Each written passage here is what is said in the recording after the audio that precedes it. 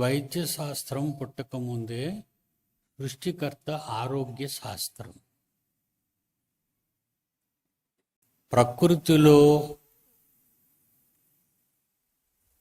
ప్రకృతి నుండి తీయబడిన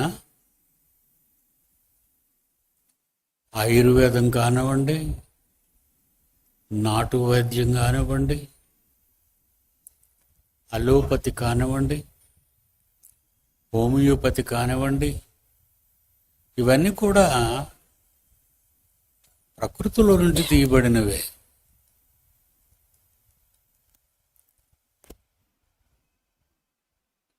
ఈ శాస్త్రాలు అన్నీ ప్రకృతి నుండి తీయబడ్డాయి.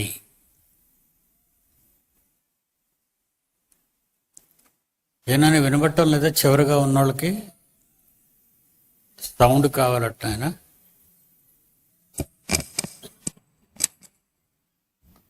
సౌండ్ కావాలట చూడండి, చివరిగా ఉన్నోళ్ళకి. ప్రకృతి నుండి తీయబడిన శాస్త్రాలు. ప్రకృతి ఎవరి నుండి వచ్చింది? దేవుని నుండి. దేవుని నుండి ప్రకృతి ఎలా వచ్చింది? మాట ద్వారా వచ్చింది. దేవుడు మాట్లాడితే ప్రకృతి వచ్చింది. భూమి కలుగగాక, భూమి వచ్చింది. భూమి మీద ఏవేవి కలగాలో అవన్నీ కూడా దేవుడు సృజించాడు మాట ద్వారానే. ఒక్క మనిషిని మాత్రమే తన హస్తాలతో, తన చేతితో మట్టి నుండి బొమ్మను చేశాడని యోబు గ్రంథం 10:8 మీ అందరికీ తెలుసు. యోబు గ్రంథం 10:8, నీ హస్తములు నాకు అవయవ నిర్మాణము చేసెను, నన్ను రూపించెను. మానవ ఆకారాన్ని దేవుడు మాటతో సృష్టించిన నేల మట్టి నుండి బొమ్మను చేసి తనలోని జీవాన్ని విడిచిపెట్టాడు. మాట నుండి వచ్చినది ఒకటి, దేవుని నోట నుండి వచ్చిన మాట వేరు, దేవుని నుండి విభజింపబడి వచ్చిన ఆత్మ వేరు. ఇక్కడ ఈ రెండు విషయాలు మీరు ఎప్పుడు కూడా వింటూనే ఉంటారు, మన పిల్లలు చెబుతూనే ఉంటారు.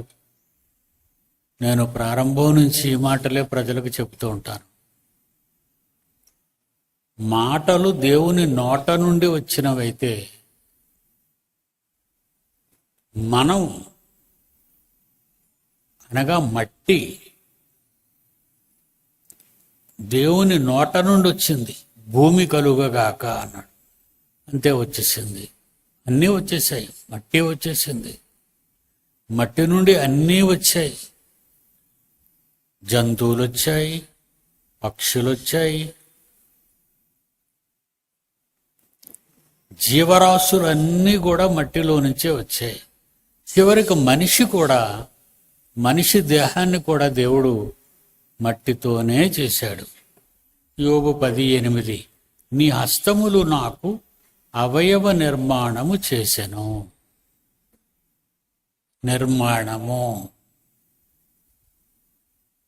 నిర్మాణం అనే మాట అనేక సార్లు మీకు చెప్పాను. చిన్నది కాదు నిర్మాణం అంటే. బుర్జ్ ఖలీఫా కట్టాడే దుబాయ్లో, అది నిర్మాణం. ఇప్పుడు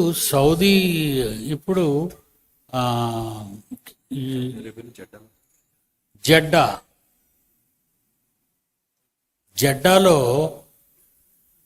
అంతకంటే ఎత్తైన శిఖరాన్ని కడుతున్నాడు. అది నిర్మాణము. చైనా చుట్టూ కట్టిన గోడ నిర్మాణము. మీకు అర్థమైంది కదా? పెద్ద పెద్ద నిర్మాణాలు అంటారు వీటిని. ఇవి సామాన్యమైనవి కావు. నిర్మాణాలు. మానవ దేహం కూడా మనిషి కట్టింది కాదు, దేవుడు కట్టిన నిర్మాణం. మర్చిపోకండి. మనుషులు కట్టిన నిర్మాణాల గురించే మనం చరిత్రలు రాసుకుంటూ నేర్చుకుంటున్నాం, పుస్తకాల్లో ప్రింట్ చేయించి పాఠాలుగా మరి మానవ ఆకారాన్ని దేవుడు నిర్మించాడు, దేవుడు కట్టిన నిర్మాణం ఇది. అంటే ఇది ఎంత గొప్పది, చాలా గొప్పదండి. ఈ సంగతి మనిషి తనకు అర్థం కాకుండా పోయింది ఈ ప్రపంచంలో. తన గురించి తనకే తెలియదు. ఒక రకంగా చెప్పాలంటే ఒక పిచ్చివాడు ఉంటాడు, వాడి గురించి వాడికేం తెలీదు, ఏదో మాట్లాడుకుంటూ పోతాడు. ఏమైనా పెడితే చేయి చాపితే పెడితే తింటాడు, లేకపోతే ఏమీ అండవు, వెళ్ళిపోతాడు. ఈరోజు ప్రపంచ మానవాళి 800 కోట్ల మంది కూడా పిచ్చోళ్ళుగానే భావించాలి మన వాళ్ళు. ఎందుకంటే వాళ్ళకి ఏం తెలీదు, వాళ్ళ గురించి తెలీదు, అన్నిటి గురించి తెలుసుకుంటారు, అన్నిటి గురించి తెలుసుకుంటారు, వాళ్ళ గురించి తెలుసుకోరు. దేవుడు నిర్మాణం చేశాడు ఈ దేహాన్ని మట్టితో. ఎలా చేశాడని చెప్తున్నాడు 9వ వచనం వచ్చేసరికి. ఈ యోబు గ్రంథం 10వ అధ్యాయం 8లో ఆయన స్వహస్తాలతో అవయవ నిర్మాణం, ఆర్గాన్స్ కానివ్వండి, బయటకు కనిపించే అవయవాలు కానివ్వండి, అవన్నీ కూడా నిర్మాణము అంటున్నాడు. నిర్మించాడు దేవుడు తన చేతులతో. మనుషులు నిర్మించినవి కావు, దేవుడు నిర్మించింది నీ దేహం, నీ ఆకారం. కుమారుడు సురేష్ మాట్లాడుతూ అదే అంటాడు, ఈ నిర్మాణం గురించి, నీలో నుంచి వచ్చే మళ్ళా నీ నిర్మాణాలు, నీ పిల్లలు మళ్ళా మీలో నుంచి కదా. ఈ నిర్మాణాలన్నీ దేవుడు కోరుకున్నాడు, నాకు పిల్లలు కావాలి. ఎందుకు?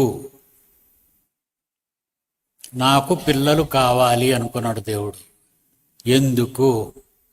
తమ విరోధులతో గుమ్మములలో వాదించాలి వాళ్ళు. ఎవరా విరోధులు? దేవునిని ఎరుగని వారు. తెలుసు కదండి. కుమారులు దేవుడిచ్చు బహుమానము. ఆ బహుమానాలు వచ్చిన తర్వాత వాళ్ళకు నువ్వేమి నేర్పించాలట? దేవుణ్ణి కాదన్న విరోధులకు అడ్డుగా నిలబడాలి, సవాలుగా నిలబడాలి, నువ్వా నేనా అని నిలబడాలి. ఉంది బైబిల్లో. కీర్తనల గ్రంథం 127 4-5 వచనాలు. నాకు పిల్లలు కావాలి, ఆ పిల్లల్ని మీకు బహుమానంగా ఇస్తున్నాను, మీ ద్వారా రావాలి. మీ ద్వారా వచ్చిన ఆ పిల్లలు బహుమానాలు కదా ఇచ్చాను, ఆ బహుమానాలు మీరు ఏం చేయాలి? యవన కాలం ముందు పుట్టిన కుమారులు బలవంతుని చేతిలో బాణములు వంటి వారు కావాలి. బాణం ఏం చేస్తుంది? శత్రువు గుండెలను చీలుస్తుంది. ఎవరు శత్రువులు? దేవునికి విరోధులు శత్రువులు. మరి ఆ శత్రువుల గుండెలలోనికి నీకిచ్చిన బహుమానాన్ని నువ్వు ప్రయోగించగలుగుతున్నావా? ఏమండి, ఒక బహుమానమైన ఎలాగొస్తుందో మీకు తెలుసా? ఒలింపిక్స్లో పాల్గొంటారు. అందులో ఎవరు మొదటి బహుమతి వస్తుందో వాళ్ళకి బంగారు పతకం బహుమతి. ఆ బంగారు పతకాన్ని చక్కగా అద్దాల్లో పెట్టి, ఇది నేను ప్రపంచంలో పరుగెత్తే రన్నింగ్ రేసులో నాకంటే వేగంగా ఎవరు పరుగెత్తలేదు గనుక నాకిచ్చిన బహుమానము అని నీ బహుమానం గురించి నువ్వు చెప్పుకుంటావు. దేవుడు వివాహమైన ప్రతి ఒక్కరికి బహుమానాలు ఇస్తున్నాడు. ఆ బహుమానాల్ని గురించి నువ్వేం చెప్తున్నావు? బహుమానం కదా అది. బహుమానం ఎందుకంటే నువ్వు రావటమే నీ తల్లిదండ్రులకు ఇచ్చిన బహుమానం. నువ్వు బయటికి రావటం మీ అమ్మా నాన్నలకు ఇచ్చిన బహుమానం. నువ్వు బయటకు వచ్చావంటే ఇంకా మళ్ళా వెనక్కి వెళ్ళిపోవాలి మనం. కొన్ని కోట్ల శుక్రకణాలు బయలుదేరుతాయి తండ్రిలో నుంచి, కోట్లు. ఆ రన్నింగ్ రేసులో నువ్వు ఫస్ట్ వచ్చావు. ఫస్ట్ నువ్వు రాలేదు, నిన్ను తీసుకొచ్చాడు దేవుడు. తల్లిని కలవగానే తండ్రిలో నుంచి కోటాను కోట్ల శుక్రకణాలు వస్తాయి. ఆ శుక్రకణాలలో ఒక శుక్రకణం నువ్వు.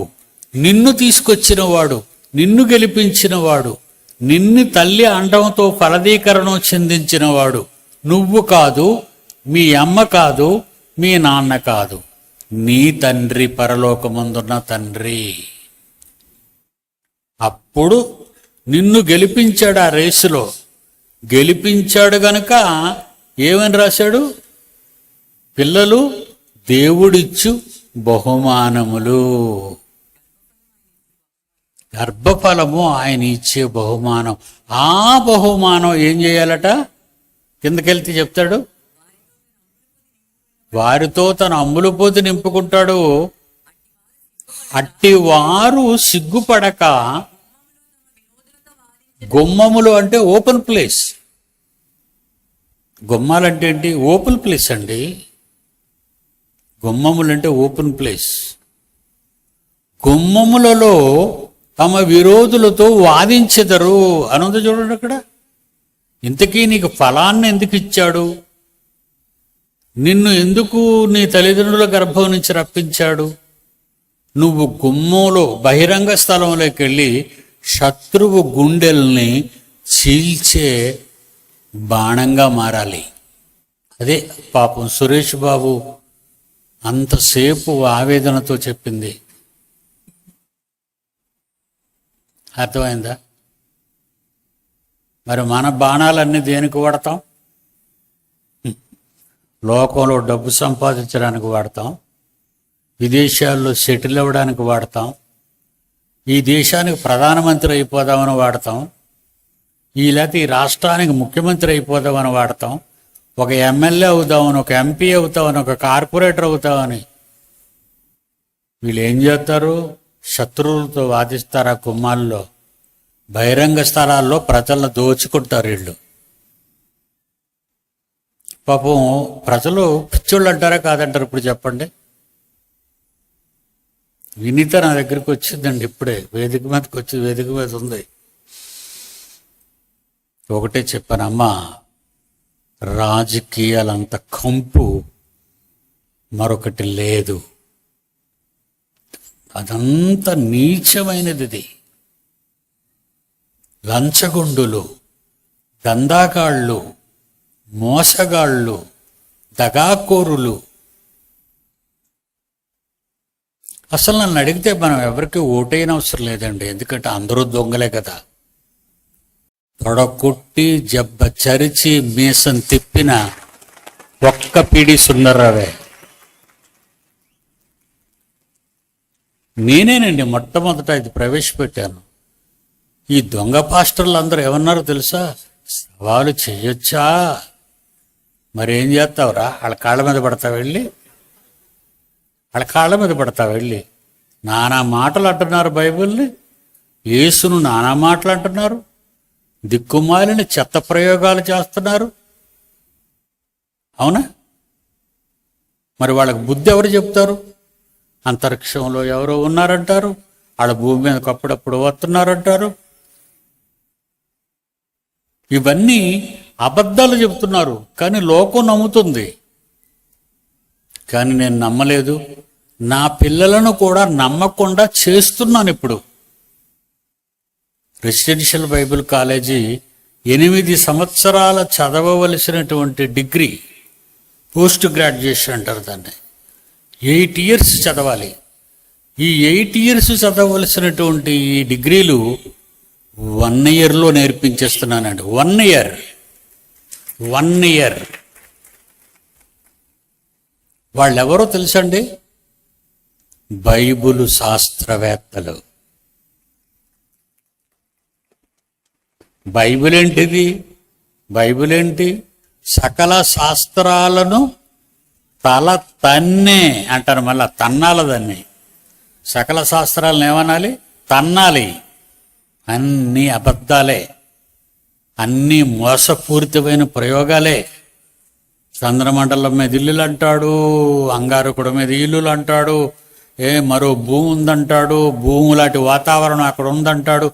ఆ జాదు నాసాగాళ్ళు వాళ్ళందరూ. అమెరికాలో నాసా అంతరిక్ష కేంద్రం ఉంది. అది జాదు వ్యాపారం, గారడి. ఇప్పటికేనండి సింహగర్జనలో వాళ్ళ మీద ఒక సవాలు విసిరాను. అది మీరు ఎప్పుడు చదువుతుంటారు. ఒక్క శాస్త్రవేత్త రాలేదండి ఈవేళ వరకును. 40 ఏళ్ళు అవుతాయండి. ఒక్కడూ లేడా? ఒక్కడు అమ్మకి నాన్నకి పుట్టిన శాస్త్రవేత్త లేడా? చాలా కఠినంగా మాట్లాడతానండి. ఎందుకంత కఠినంగా మాట్లాడతానంటే రేపటం అంటారు దాన్ని. అదే సురేష్ చెప్పాడు. వాళ్ళని రేపుతాను, రెచ్చగొడతాను. వాళ్ళే పౌరుషం పడి లెగిస్తాడేమని. అస్సలు లెగడో. మరి ఏమైంది వాడి పౌరుషం? అమాయకులు ఉన్నారు కదా, 800 కోట్ల మంది పిచ్చోళ్ళు.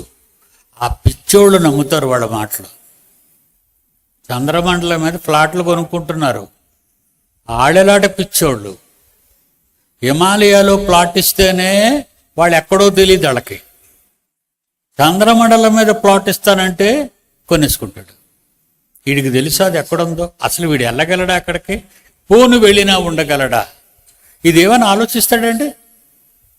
బజారులో కూరగాయలు కొనడానికి 100 సార్లు బేరం ఆడతావు. అంతకిస్తావా, ఎంతకిస్తావా, ఎంతకిస్తావా, అంతకిస్తావా అని. వంకాయని ఎన్నిసార్లు పరీక్షిస్తావు? మెత్తగా ఉందో లేదో చూస్తావు, గట్టిగా ఉందో లేదో చూస్తావు, చేదుగా ఉంటుందేమో అని ఆలోచిస్తావు. ఒక చిన్న వస్తువు కొన్నప్పుడు ఇంత చక్కగా ఆలోచించే ఈ మానవ జాతి అంతరిక్షంలో ఫ్లాట్లు ఇస్తాడంటే వీడు ఎలా నమ్ముతున్నాడండి? వీడు లక్షలు పెట్టి కొనుక్కుంటున్నారండి. సెలబ్రిటీలట వాళ్ళు. వాళ్ళందరూ సెలబ్రిటీలట. చేతులతో చేశాడు బొమ్మని. ఇది నిర్మాణం. ఇది ఎవడు చేయలేడండి, ఎవడు చేయలేడు. పాపం చైనా వాళ్ళు, జపాన్ వాళ్ళు, అమెరికా వాళ్ళు చాలా ట్రై చేసి ఇప్పుడు కంప్యూటరైజ్డ్ రోబోలను తయారు చేస్తున్నారు. ఆ తయారు చేయడం వింటున్నారు, తిరగబడుతున్నాయని కూడా ఆలే మళ్ళా రాశారు. ఈ రోబోలు అట తిరగబడిపోతున్నాయట మళ్ళాన. రేపు నువ్వు చేసినవన్నీ నీ మీద తిరగబడితే ఎక్కడికి పారిపోతావు? ఎక్కడికి పరిగెడతావు? తెలివి తక్కువ వాళ్ళండి. నువ్వుండగా మళ్ళీ అదెందుకురా? నువ్వు పని చెయ్యు, నువ్వు పని చేసుకో, నేలను దున్ని ఆ సారాన్ని అనుభవించు అని దేవుడు మనిషికి చెబితే వీడు రోబోలు చేసుకొని నువ్వు నాకు అన్నం వండి పెట్టు, వడ్డించు అంటాడు. అవి పెడతాయా? చూద్దాం. ఆ తరం వచ్చేసరికి నేను ఉన్నా లేకపోయినా నా తరాలు ఉంటాయి కదా, నాలో నుంచి వచ్చిన తరాలు వాళ్ళు బాగా కమ్మగడతారు. వాళ్ళకి అంతా మోసం అండి. మనమే మహానిర్మాణం. ఈ మహానిర్మాణానికి మంటి నుండే బ్రతికించి ఆహారాన్ని పెట్టాడు. నేల నుండే పుట్టించాడు. తినండి, బ్రతకండి. ఈ మంటి నుండి ఏది పుట్టిందో అదే మనిషి తినాలి. ఏదిని మనం లేవన్నాడు? ఈ తోట చెట్ల ఫలములు మట్టిలో నుంచే వచ్చాయి. అవన్నీ మీరు నిరభ్యంతరంగా తినండి, తినేయండి, పర్వాలేదు. అలా తింటే మీకు చావు లేదు. చావుకు ముందొచ్చే రోగాలు లేవు. చావే లేదంటే రోగం ఎక్కడ ఉంటుందండి? మీరు చెప్పండి. చావు లేదు, మరి రోగం ఎక్కడ ఉంటుంది? రోగాలు ఎందుకు వస్తాయి?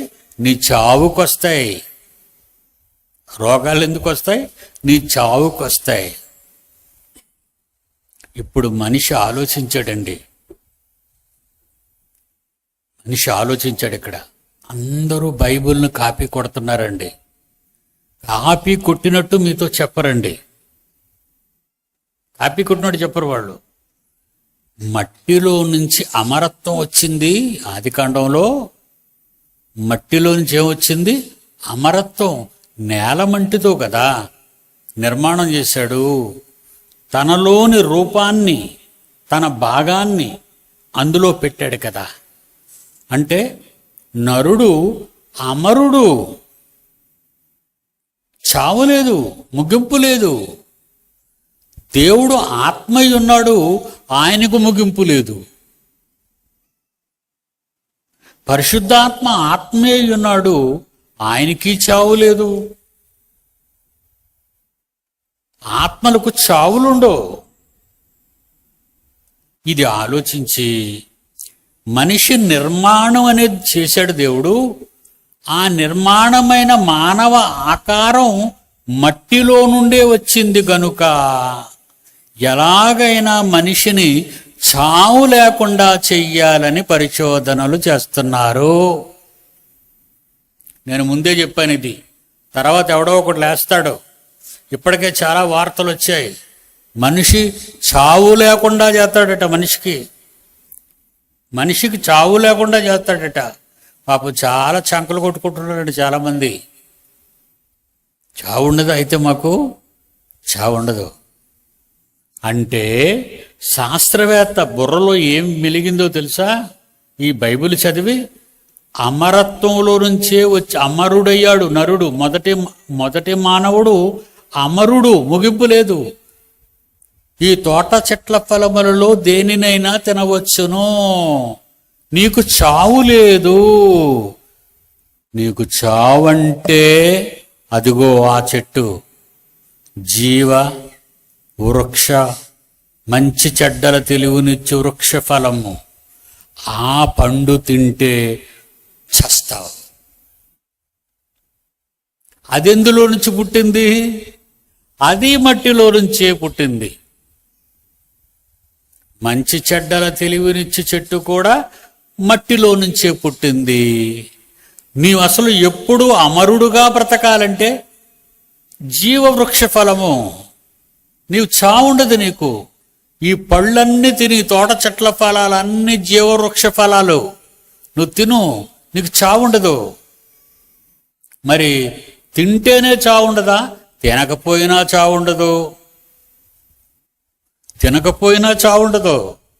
మరి నువ్వు ఖాళీగా ఉంటావు కదా, ఏదోడు తినాలి. ఒరే ఖాళీగా ఉంది, అలాగెళ్ళి టీ తాగొద్దాం అంటాడు. రే ఖాళీగా ఉంది, జస్ట్ ఆ పక్కనది పానీపూరి ఉంది, తినేసి వద్దాం అంటారు. ఖాళీగా ఉన్నోళ్ళు ఏదో తినాలనిపిస్తారు. మరి ఈ ఆదాము అవ్వలు ఖాళీగా ఉన్నారు కదా, ఏదైనా వనంలో అన్నీ జీవవృక్ష ఫలాలే. ఖాళీగా ఉన్నారు, ఏదోడు తినాలి. మరి పిల్లలకు అంటారు కదా, వాళ్ళు కూడా ఏదోడు తినాలి. బాగా ఆలోచించండి. మట్టిలో నుంచే అమరత్వం వచ్చింది, మట్టిలో నుంచే మరణం వచ్చింది.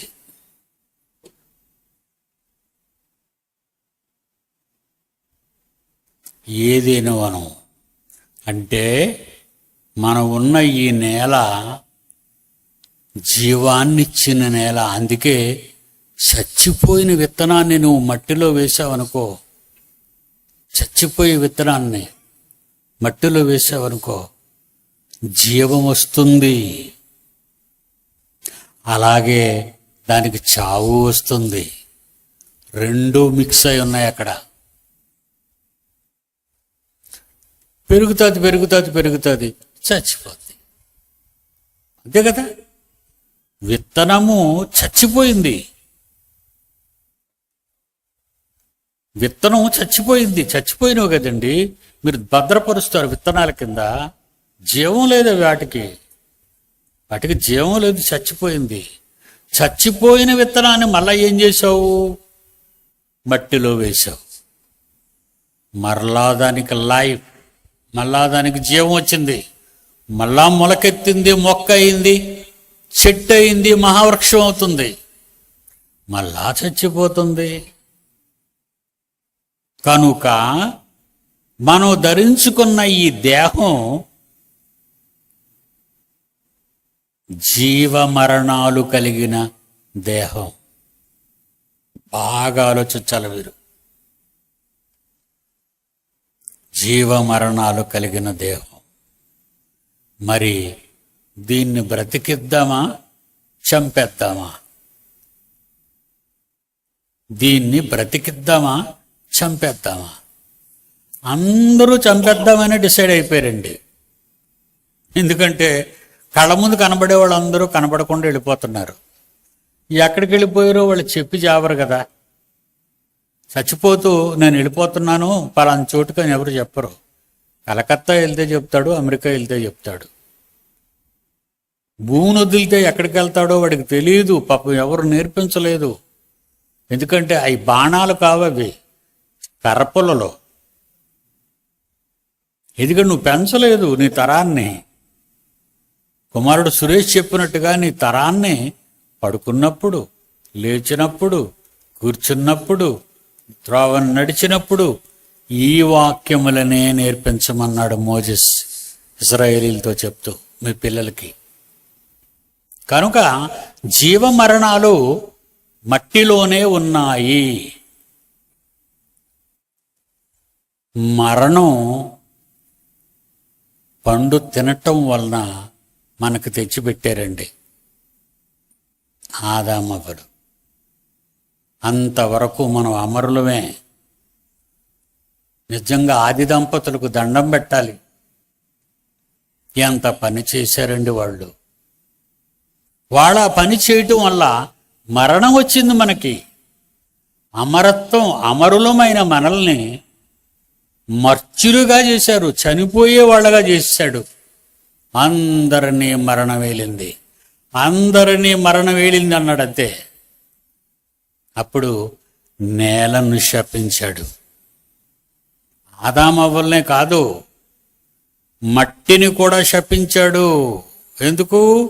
జీవమరణాలు ఉన్నాయి దానిలో. జీవమరణాలు. వీడికి అనుకూలంగా నువ్వు అన్ని వేళలలో అంతటా ఫలించకూడదు. అది శాపం. నరుడికి అన్ని వేళల భూమి యందంతటా ఫలములు రాకూడదు. గచ్చ పొదలు, ముళ్ళ చెట్లు ఇవి రావాలి అన్నాడు. దానికి వచ్చింది శాపం. మరి మన దేహానికి మరణం వచ్చింది. ఆ మరణానికి ముందు రోగాలు పుట్టాయి. మరణానికి ముందు ఏం పుట్టాయి? రోగాలు. పాపం ఎంత కష్టపడ్డాడండి. యోబు 10:9లో జిగట మన్నుగానున్న నన్ను నీవు నిర్మించితివి అంటాడు. జిగటమన్ను నేను, జీవమరణాలు కలిగిన, మరణము లేని జీవమున్న జిగటమన్నును నేను. అదే కదండి మన ప్రారంభం. అదే కదండి ఆదాం గారి ప్రారంభం. చావులేదు. జిగటమన్నుగానున్న నన్ను నీవు నిర్మించావు. ఆ తర్వాత నన్ను ఏం చేశావంటే చర్మముతోనూ మాంసముతోనూ నీవు నన్ను కప్పావు. ఏ చర్మంతోనూ మాంసముతోనూ ఎందుకు కప్పావు? లోపల ఎముకలతోనూ నరములతోనూ నువ్వు నన్ను నిర్మించావు గనక. మనందరమే స్కెలిటన్ ఆకారాల్లో కూర్చున్నాం అనుకోండి. ఇక్కడ ఏమనుకుంటాయి? ఎన్ని దెయ్యాల సభల్లాగా ఉన్నాయిరా బాబు, ఇక్కడ అన్ని అస్థిపంజరాలే కనబడుతున్నాయి. ఎంత చక్కగా తయారు చేశాడండి బొమ్మని. బొమ్మను ఎంత చక్కగా చేశాడు, చాలా అందంగా చేశాడు కదండి. మన బొమ్మల్ని చేయలేదా? మన బొమ్మల్ని ఎంత అందంగా చేశాడు. చర్మముతోనూ మాంసముతోనూ నీవు నన్ను కప్పితివి. ఎందుకనగా ఎముకలతోనూ నరములతోనూ నీవు నన్ను సంధించితివి. మూసేసాడు మొత్తం, కవర్ వేసేసాడు. అంతే కదండి. టెలివిజన్ ఇప్పినా, రేడియో ఇప్పినా లోపల ఏం కనబడతాయి మీకు? ఏమైనా అందంగా ఉంటాయేటివి? ఆ కండెన్సర్లు, అవి ఏటేటో తీగలు, అడ్డదిడ్డంగా సోల్డరింగులు. కానీ బయటకు మాత్రం బొమ్మ స్క్రీన్ మీద బాగా కనబడుతుంది కదా మీకు. ఈ బొమ్మనిచ్చి ఆ మిషన్ చూడండి ఒకసారి, ఇప్పి చూపిస్తాడు మీకు. అన్నం తినబుద్ధి అవ్వదు మనకి. అంత కకావికలంగా ఉంటుంది లోపలంతానా. అవన్నీ కూడా స్కెలిటన్ అది ఐరన్ ఫ్రేమ్ స్కెలిటన్ అది పెద్ద ఆడిటోరియం కట్టించాం. ఇదంతా ఐరన్, దాని మీద మళ్ళా ఐరన్ రేకులు, మళ్ళా దాని చుట్టూ గోడలు, మళ్ళా దాని చుట్టూ అద్దాల కిటికీలు, డోర్లు, ఆ తర్వాత అందమైన లైట్లు, తిరిగే ఫ్యాన్లు. ఇప్పుడు చూడగలుగుతున్నాం. దేవుడు కూడా స్కెలిటన్ చేశాడు నువ్వు నిలబడ్డానికి. దాన్ని ఎలా కప్పాడట? చర్మముతోనూ మాంసముతోనూ నీవు నన్ను కప్పితివి. అప్పుడప్పుడు హర్రరు వస్తుంటాయి టీవీలో. ఆడిలాగే మాంసాన్ని ఇలా తీసిగానే ఈ పక్క పలవరస, కింద పలవరస, ఈ కన్నుగుడ్డు ఇవన్నీ కనబడుతుంటాయి మనకి. చూసారు ఎప్పుడైనా మీరు? పీకు తినేడు నరమాంస భక్షకులు అంటారు కదా, ఆడు పీకు తినేస్తుంటాడు. ఇక్కడ చెయ్యట్టి ఇలా లాగాడనుకో ఈ తోలంతా వచ్చేస్తుంది. అప్పుడు మన అందం చూడాలా, భయపడిపోతాం మనమే. ఇది నా రూపం. అందుకే నువ్వు భయపడకూడదనే ఈ మేకప్ చేశాడు. మేకప్ ఈ మధ్యన ఈ హీరోలకి 6 ప్యాక్ మేకప్ చేస్తుంటారు. ఒరిజినల్గా వాడు బక్కచిక్కినోడాడు. వాడికి మేకప్ ఏం చేస్తారంటే, వాడికి అలాంటి తొడుగు కవచాలు ధరించుకుండేవారు పూర్వకాలం. అలాంటిది ఇటు మూడు 6 ప్యాక్ కడుపు దగ్గర, అది అలాగా వాడి బాడీకి ఫ్రంట్ సైడ్ అంటిస్తాడు. వాడు కండలు తిప్పుతుంటే కనబడుతున్నాడు 6 ప్యాక్. చొక్కా వేసాడంటే పొలలాగా ఉంటాడు వాడు. దేవుడు కూడా మనకు ప్యాక్ చేశాడు. బాగుంది కదా, మీ ప్యాకింగ్లన్నీ బాగున్నాయి. మన దాంట్లో ఒక ప్యాకింగ్ కరోనా వచ్చింది, కొంచెం జాగ్రత్తగా ఉండాలి.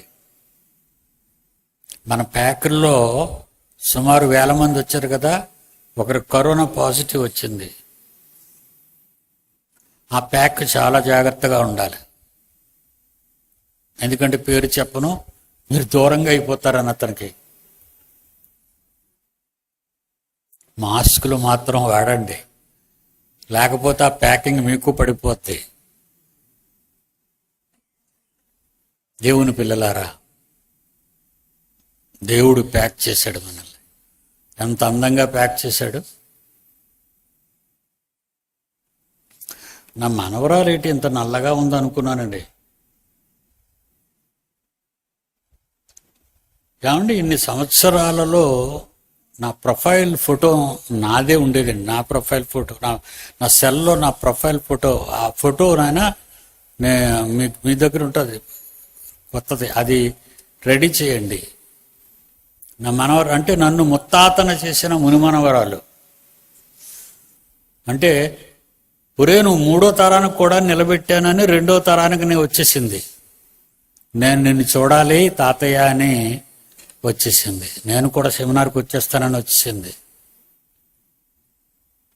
దొరికింది నాయన బొమ్మ, ఏనాయన స్క్రీన్ మీద. ఏటి ఎంత నల్లగా పుట్టింది అనుకున్నానండి పుట్టినప్పుడు. అది నల్లగానే ఉందండి ఇప్పటికీ. కానీ దాని ప్యాకేటండి, ప్యాకింగు అది 2 చేతులతో ప్రార్థించినట్టుగా. వాళ్ళ తాత పాడితే, వాళ్ళ తాత అంటే నేను కదండి, నా కొడుకు. వాళ్ళ తాత పాడుతుంటే అది కూడా పాడుతుందండి, ఏదో పాటలు పాడుతుంది. చూసానైనా చూడు నాయన, ఆ పాట కూడా మీరు వింటారేమో చూడండి. సుశీల గుర్తొస్తుందో, లేకపోతే మీకు లతా మంగేష్కర్ గుర్తొస్తుందో మీరు గుర్తు చేసుకోండి. ఓకే నాయన, ప్లే.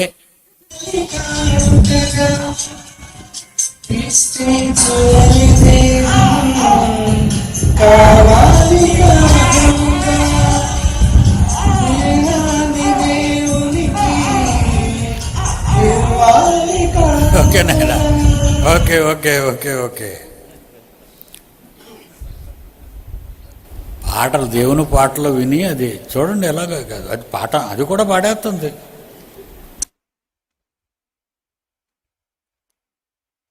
దేవుని పిల్లలారా, దేవుడు మంచి ప్యాక్ చేశాడు. ఈ ప్యాకింగ్లో ఉండిపోతుంది. ఆ ప్యాకింగ్లో కుదిరి పడి ఉంటుంది కదండి. ఏ ప్యాక్ వచ్చినా అక్కడ పడేయరా, స్టోర్ రూమ్లో అంటాం. స్టోర్ రూమ్లో పడేసే ప్యాక్ కాదు కదా ఇది. బహిరంగ స్థలాల్లో నిలబడవలసిన ప్యాకింగ్ ఇది.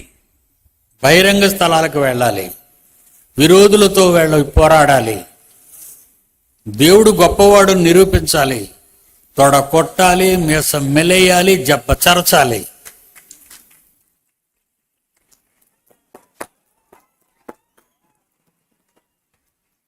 క్రైస్తవ ప్రపంచానికి ఈ మూడు పరిచయం చేసింది నేనని మీ అందరికీ తెలుసు.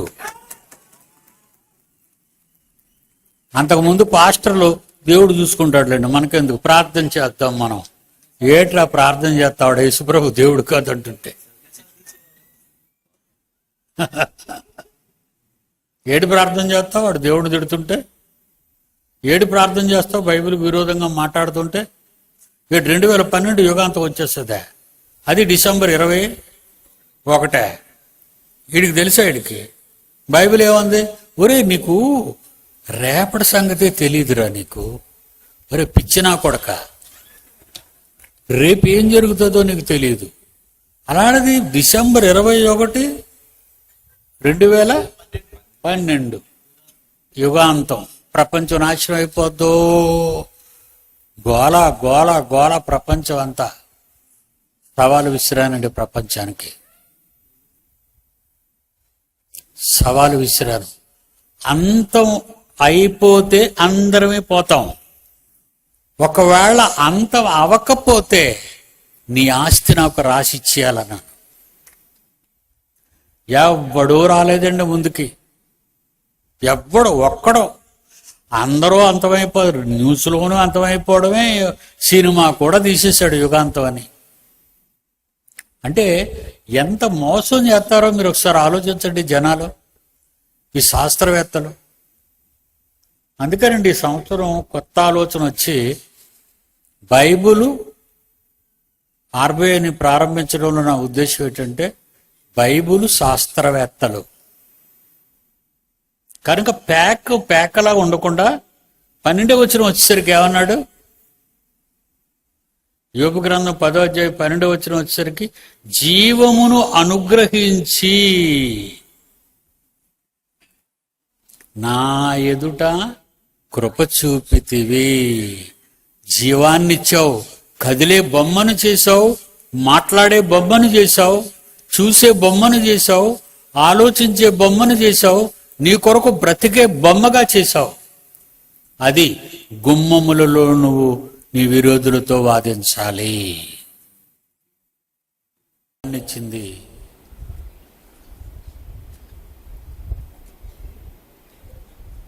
ప్రపంచంలో నశించిపోతున్న 800 కోట్ల ప్రజలకు దేవుడంటే ఏంటో తొడకొట్టి చెప్పాలి. తొడకొట్టండి.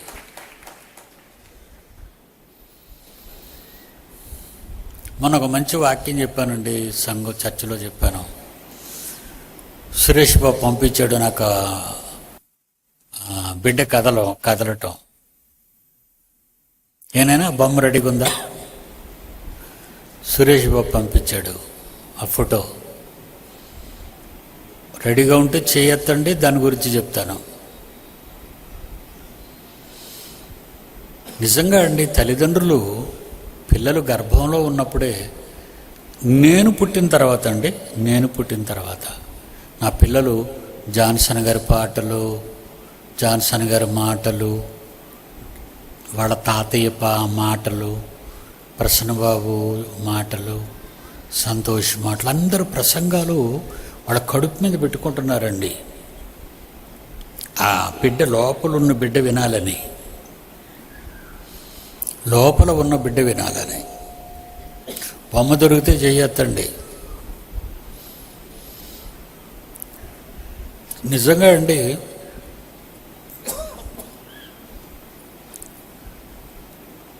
యేసు ప్రభు కడుపులో పడిన తర్వాత ఎలిజబెత్ని చూడడానికి వస్తుంది. చూడడానికి వచ్చేటప్పటికి వందనం వచ్చిన చెప్తుంది మరియమ్మ ఎలిజబెత్కు. అంటే బాప్తిస్మం ఇచ్చి యోహాను తల్లి ఎలిజబెత్, యేసు ప్రభువును కన్న తల్లి మరియా. వందనం వచ్చిన చెప్పడానికి వస్తుంది. అజిత్ లేడు నేను అక్కడ.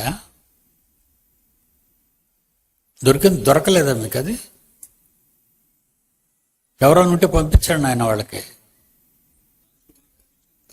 రాజ్కుమార్కి పంపించాడట, రాజ్కుమార్కి పంపించాడట. చూడండి ఆయన, నాకు సురేష్ పంపాడండి కువైట్ నుంచి. అది మరియం వచ్చి వందనం వచ్చిన చెప్తుందండి. లూకాసు వార్త 1వ అధ్యాయం 41వ వచనం. అంటే చూడడానికి గర్భవతి అయిన బాప్తిస్మిచ్చి యోహాను ఎలిజబెత్ గర్భంలో ఉన్నప్పుడు ఆ ఇంటికి వచ్చి వందనం వచ్చిన చెప్తుంది ఎలిజబెత్కి మరియమ్మ. అప్పుడు చెప్పగానే ఎలిజబెత్ వింటది ఆ మాటలు. అంటే యోహాను అప్పుడు గర్భంలో ఉన్నాడు. పిల్లలు గర్భంలో కదులుతుంటారు కదా. ఆ వందన వచనం వినగానే లూకాసు వార్త 1వ అధ్యాయం 41వ వచనం, ఎలిజబెతు మరియ యొక్క వందన వచనము వినగానే ఆమె గర్భంలో ఉన్న కడుపులో ఉన్న బిడ్డట గంతులు వేసెను. అంత పెద్ద గ్రౌండ్ ఉందండి లోపల, అంత పెద్ద గ్రౌండ్ ఉందా లోపల. ఆ బిడ్డకి ఆ సంచి చాలండి గంతులు వేయటానికి. ఆ బిడ్డకి ఆ సంచి చాలు. ఎంత పెద్ద కడుపండి నిజంగా. ఆడవాళ్ళకి నిజంగా అప్పుడు వాళ్ళు చూసేటప్పుడు నాకు ఆయాసం వచ్చేస్తుంటుందండి. ఎలా మోస్తున్నారో ఏంటో పాప అని.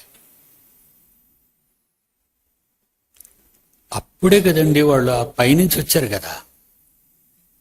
పైనుంచి అంటే డైరెక్ట్గా అమ్మలోకి రాలేదండి. వాళ్ళు పైనుంచి ఆదాములోకి వచ్చి, ఆదాములోకి కదా వచ్చాడు, పంపించాడు దేవుడు. అప్పుడు వచ్చేసామండి మనం అంతా ఆదాములోకి. అలాగ తరతరాలు మారుతూ తండ్రులలోనికి వచ్చేస్తాం. నా గర్భంలోకి ప్రసన్నబాబు వచ్చేసాడు. నా గర్భంలో నుంచి వచ్చాడండి. అంటే దాని అర్థం ఏంటో తెలుసా? నేను కన్నాను, వాళ్ళ అమ్మ కాదు. వాళ్ళ అమ్మ కన్నది రెండోసారి. వాడికి ఒక ఆకారాన్ని ఇచ్చింది. అమ్మ కడుపులో కర్మాగారాన్ని చేశాడు, నాన్న కడుపులో జీవాన్ని, శుక్రకణాన్ని తీశాడు. దేవుడు మట్టితో బొమ్మను చేశాడు, తనలో నుండి జీవాన్ని తీశాడు. చూడండి, రెండు కనెక్ట్ చేసుకోండి. దేవుడు బొమ్మను చేశాడు, తర్వాత తనలోని జీవాన్ని పెట్టాడు. నాలో ఉన్నది ప్రసన్నబాబు ఆత్మ. మరి కనిపించే ఈ రూపం ఎవరిదో తెలుసా? వాళ్ళ అమ్మ.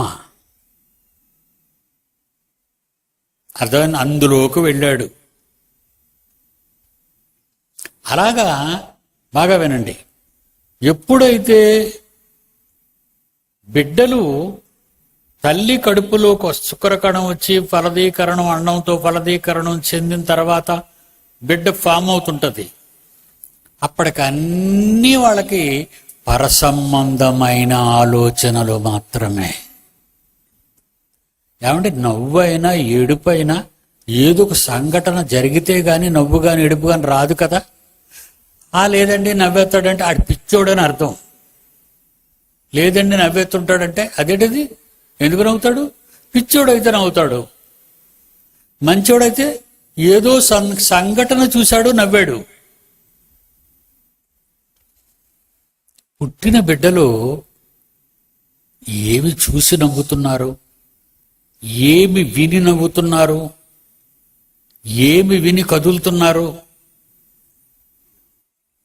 ఏమి విని కదులుతున్నారు అంటే గర్భములో నుంచి భూమి, జాగ్రత్తగా వినాలి ఇక్కడ. వైద్య శాస్త్రానికి తెలియదండి ఇది, ఆ మాట ముందే చెప్తున్నాను. ఇది వైద్య శాస్త్రానికి తెలియదు. ఏది ఎక్కడ నుంచి వచ్చాడు? తండ్రి గర్భం, పరలోకమందున్న తండ్రి గర్భములో నుంచి వచ్చాడు. జీవమును అనుగ్రహించి అన్నాడు. ఎప్పుడు? తండ్రి గర్భములో. తండ్రి జీవమై ఉన్నాడు. జీవమై ఉన్న తండ్రి గర్భములో ఉన్నవాళ్ళం మనం అంతా. ఆ తండ్రి గర్భంలో నువ్వు ఎలా ఉన్నావో, ఏమి చూసావో, ఏమి ఆనందించావో ఆ మధుర స్మృతులు పరలోకమందున్న తండ్రి గర్భములో నీ ఉన్నప్పుడు అక్కడ జరిగిన ఎన్నో సందర్భాలు, సంగతులు నీకు తెలుసు. ఎప్పటి వరకు? తల్లి గర్భములోనికి వచ్చిన తరువాత. ఆ తర్వాత గర్భంలో నుంచి బయటకు వస్తాడా? ఎందుకు నవ్వుతున్నాడు? ఎవరైనా ఆలోచించారా? లేకపోతే యాక్ట్ చేస్తున్నాడా? నవ్వాలని ఏమైనా నటిస్తున్నాడా? నటించడండి. పిల్లలు నటించరు.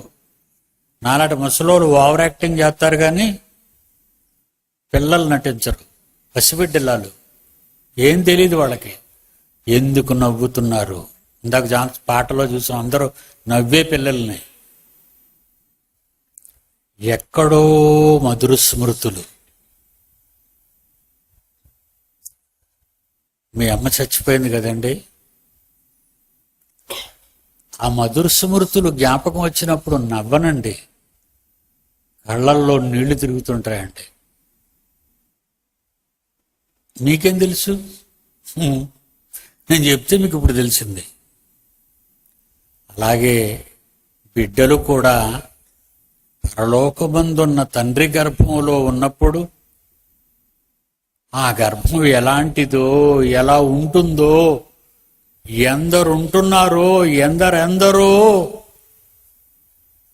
నాకు అనేక మంది పిల్లలు కావాలి అనే కోరిక ఉంది ఆయనకి. ఆ కోరికను ఎలా వ్యక్తపరిచాడో తెలుసా? ఆదాము అవ్వలతో, మీరు భూమిని నిండించి విస్తరించి అభివృద్ధి చెందండి అన్నాడు. అంటే ఎంతమందిని? ఎన్ని కోట్ల మందినైనా, కోటాను కోట్ల మంది. మరి వీళ్ళందరూ ఎక్కడి నుంచి వచ్చారు? ఈ కోటాను కోట్ల మంది తండ్రి గర్భము. తండ్రి గర్భం ఎలా ఉంటుంది? మనం అక్కడికి వెళ్తే గాని తెలియదు. జాన్సన్ గారికి తెలుసు ఇప్పుడు తండ్రి గర్భం. అయ్యో, భూమి మీద నేను ఉంటే ఈ పాటికి పాట రాసేద్దును అనుకుంటాడు అక్కడ. తండ్రి గర్భం ఎలా తెలిసింది?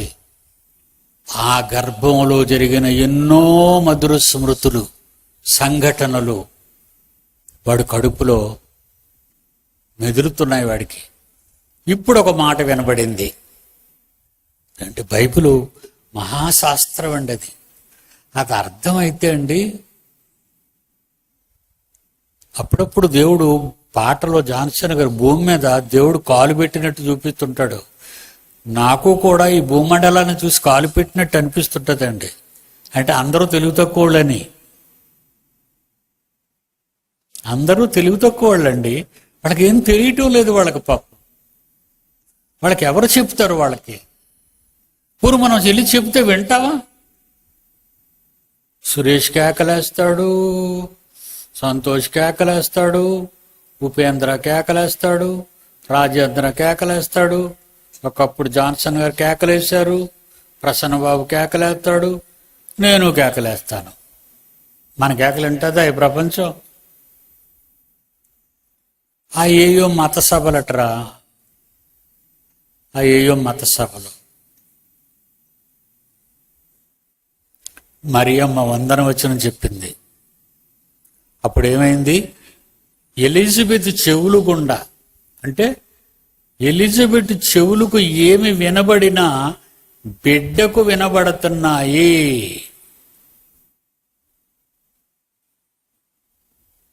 అప్పుడేం చేశాడట శిశువు? వచనం 41వ వచనం, లూకాసు వార్త 1వ అధ్యాయం 41.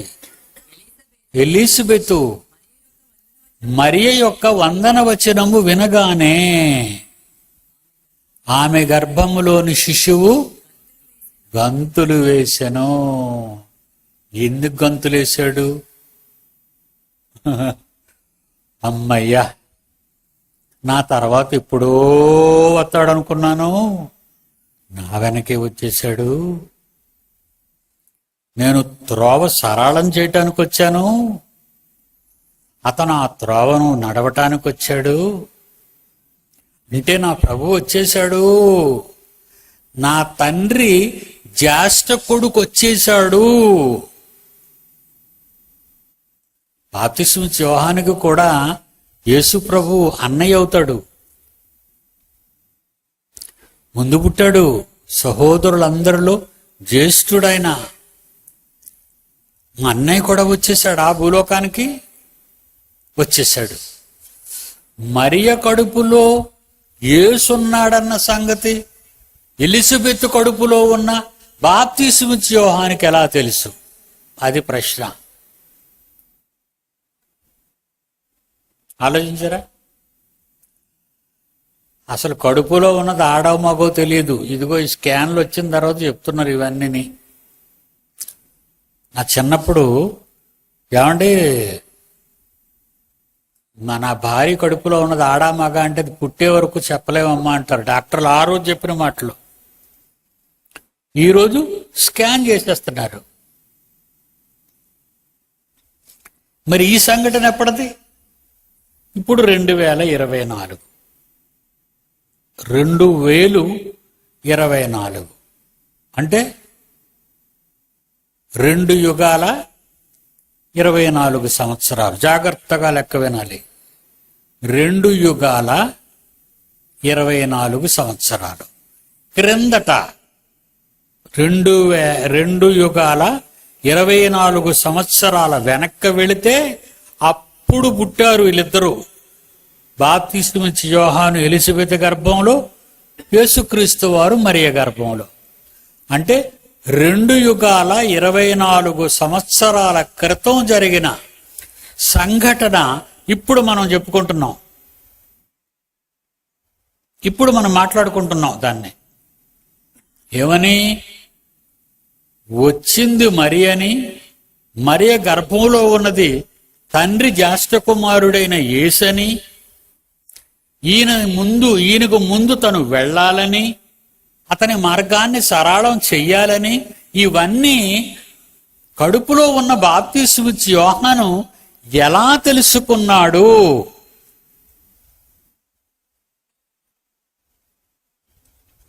ఎలా తెలుసుకున్నాడంటే, మనలాగా పుట్టి బయటకు వచ్చి అన్ని మరిచిపోయేవాడుగా కాకుండా గర్భంలో ఉన్నాడు కనుక. అంటే బిడ్డలు గర్భంలో ఉన్నంతకాలం పరలోక సందర్భాలన్నీ వాళ్ళ మెదడులో భద్రం చేయబడతాయి.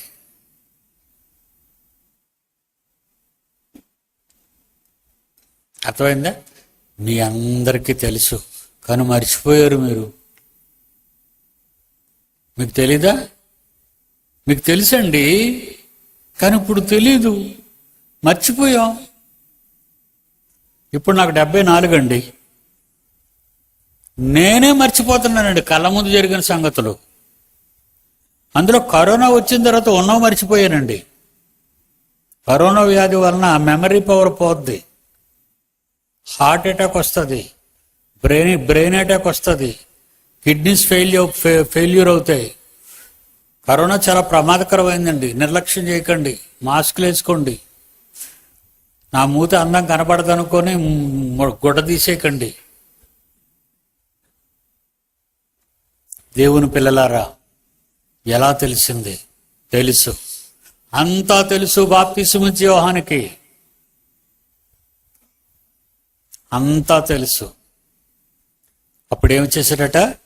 గంతులు వేశాడు. గంతులు వేస్తే ఎలాగుంటుందంటే తల్లి కడుపు కదులుతుంటది, తల్లి కడుపు కదులుతుంటది. ఈ ఫోటో చూడండి. ఆ మీద సెల్ ఉంది చూడండి, కడుపు మీద సెల్. ఆ సెల్లలో దేవుని మాటలు పాటలు ఉన్నాయి. అది వింటున్నాడు లోపల ఉన్న బిడ్డ. కడుపు ఎలా కదులుతుందో అబ్జర్వ్ చేయాలి మీరు.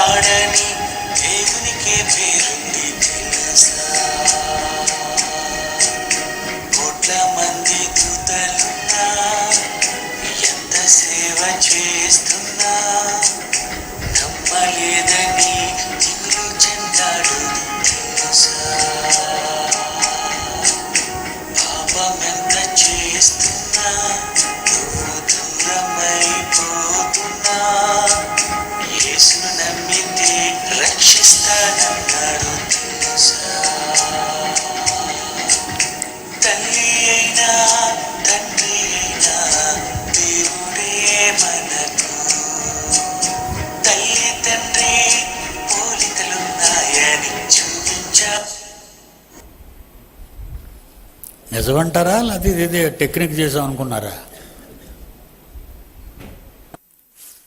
మీరు గర్భవతులుగా ఉన్నప్పుడు కడుపు మీద ఈ పాటలు పెట్టండి, ప్రసంగాలు పెట్టండి. కానీ అక్కడ కానీ మీరు బూతులు తిట్టుకున్నారు అనుకోండి, ఆడు లోపల వింటాడు. ఆడు పరమబూతులు మాట్లాడతాడు బయటకు వచ్చి.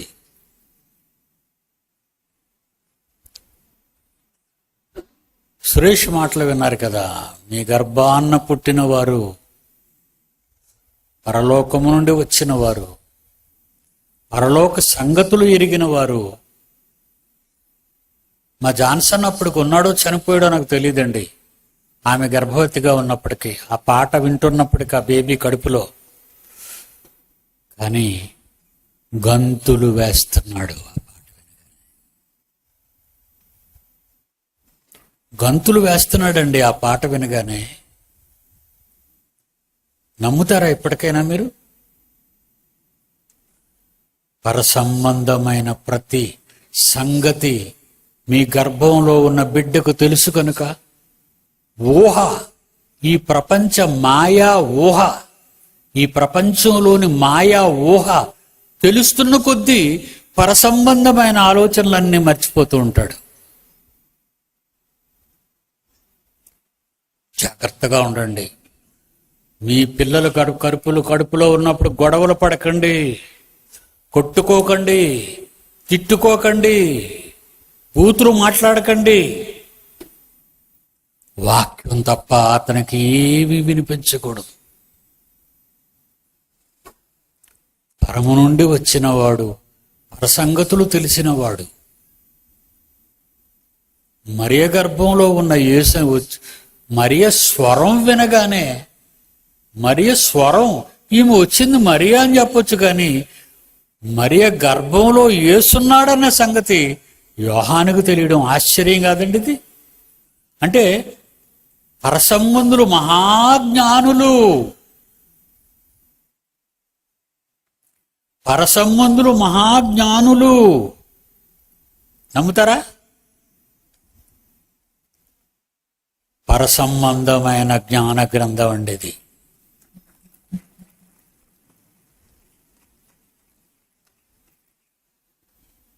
ఇందులో రాయబడబట్టి కదండి నేను మీకు చెప్పగలిగాను. నా పిల్లలందరికీ చెప్తున్నాను, చదువుకునే పిల్లలకి చెప్తున్నాను. రాబోయే కాలంలో నాకంటే మహాజ్ఞానులుగా మారతారు మీరు. దివారాత్రము దీనిని ధ్యానించేవాళ్ళు, దివారాత్రము దీనిని ధ్యానించేవాళ్ళు. దేవుని పిల్లలారా, దేవునికి వందనాలు. దేవుని జ్ఞానం బాగా నేర్చుకోండి. ప్రపంచవ్యాప్తంగా లక్షల మంది పిల్లలను దేవుని వాక్యంతో కన్నాను. ఆ పిల్లలు గుమ్మములలో కూర్చొని విరోధులతో వాదించే శక్తిగల వాట్ నెక్స్ట్ అంటున్నాడు మాట్లాడితే. What next, this is next.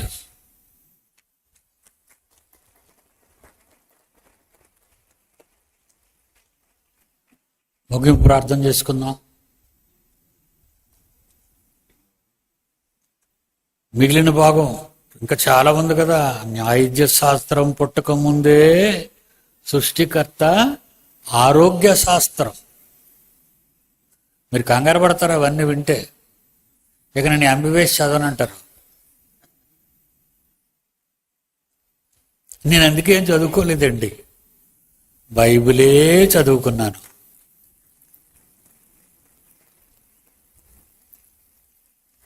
అందుకే మీ పిల్లలకు బైబిలే నేర్పించండి. మహాజ్ఞానులు అయిపోతారు వాళ్ళు. ఇతనికి ఇంతటి జ్ఞానం ఎక్కడి నుండి వచ్చినది అంటారు. అందుకే ఆనాటి ప్రజానీకం. ఈరోజు మీ డాడీని నేను ప్రత్యక్ష సాక్ష్యం మీకు. నన్ను చూసి కూడా జనం ఇతనికి ఇంత జ్ఞానం ఎక్కడి నుండి వచ్చినది. ఏ విశ్వవిద్యాలయం ఇవ్వలేదు. దేవుడు తనే ఒక చక్కని పుస్తకంగా 66 పుస్తకాల్లో రాసేసి మనకి ఇచ్చేసాడండి. ఆయన ఇది నీ దగ్గర ఉంచు. పర, భూలోక, అధోలోక సంగతులన్నీ ఇందులో భద్రపరిచి రాచాను మీకోసమే. చదువుకోండి, బాగా చదవండి. ఎక్కడికి వెళ్ళనవసరం లేదండి. అలాంటి జ్ఞానం నేర్పించే ఏకైక విశ్వవిద్యాలయం ఈ భూమండలంలో Bible open university India international.